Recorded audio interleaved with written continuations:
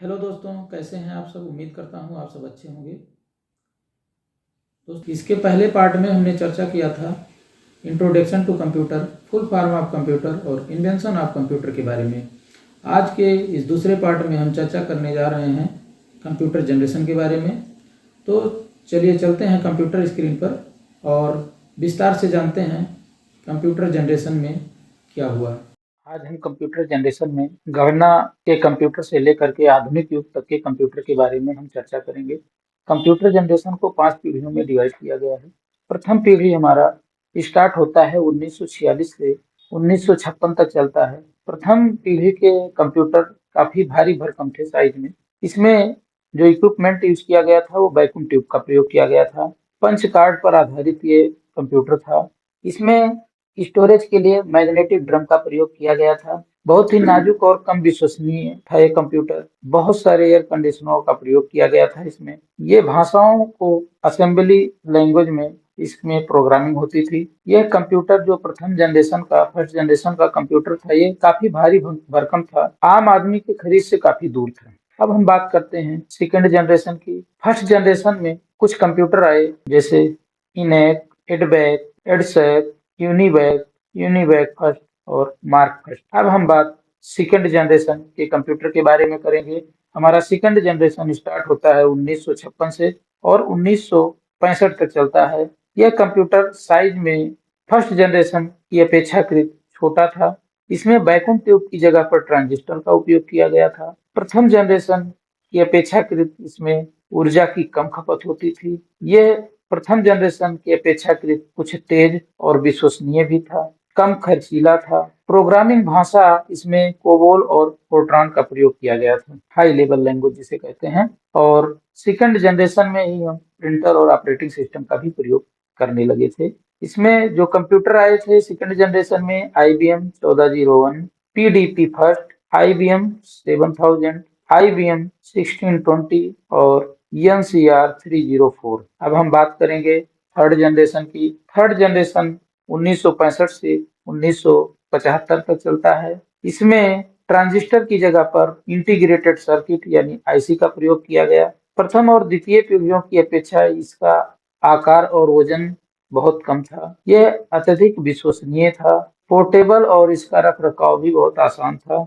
इसमें उच्च स्तरीय भाषाओं का प्रयोग किया गया था। कंप्यूटर इसमें जो यूज हुए थे IBM 960, IBM 370, PDP second, CDC 1700। अब हम बात करेंगे फोर्थ जनरेशन की। फोर्थ जनरेशन 1975 से लेकर के 1988 तक चलता है। फोर्थ जनरेशन में हमारा कंप्यूटर काफी छोटा और काफी स्पीड वाला हो गया था और इसमें जो सर्किट यूज किए गए थे वो VLSI प्रोसेसर का प्रयोग किया गया था।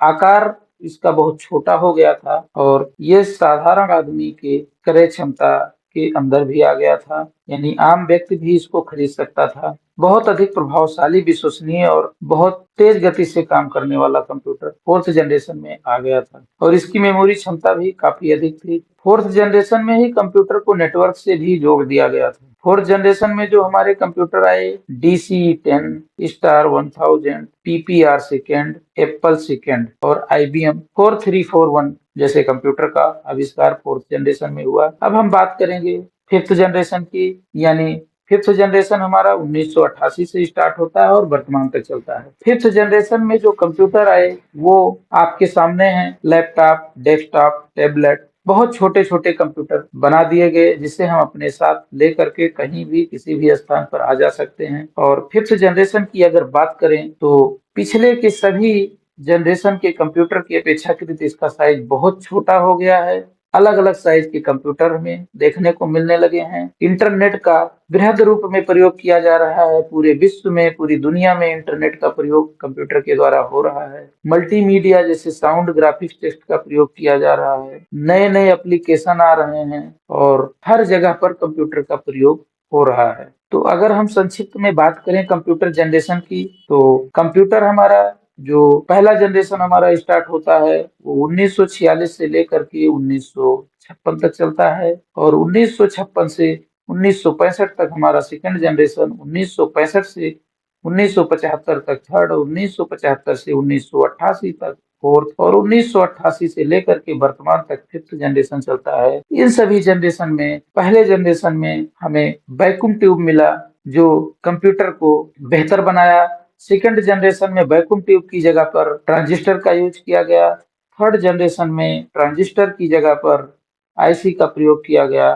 फोर्थ जनरेशन में वीएलएसआई प्रोसेसर का प्रयोग किया गया और फिफ्थ जनरेशन में यूएलएसआई प्रोसेसर का प्रयोग हुआ। तो अगर हम देखें कैलकुलेशन से लेकर के आधुनिक युग तक के कंप्यूटर की बात करें तो बहुत बड़ा होने के साथ साथ आज हमारा कंप्यूटर एक टैबलेट के रूप में आ गया है और इसकी क्षमता वाकई में बहुत ज्यादा है। यानी वर्तमान में हमको जितने की जरूरत है वो मुझे मिल रहा है। तो गाइज इस सेकंड पार्ट में हमने जाना कि कंप्यूटर जनरेशन में कंप्यूटर का आविष्कार कैसे हुआ और कैसे कंप्यूटर में परिवर्तन हुआ, पहले कंप्यूटर कैसा था और आज के समय में कंप्यूटर कैसा है। ये पूरी जानकारी हमको फंडामेंटल के दूसरे पार्ट में कंप्यूटर जनरेशन में मिला।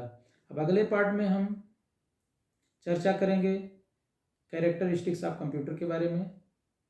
तब तक के लिए जय हिंद।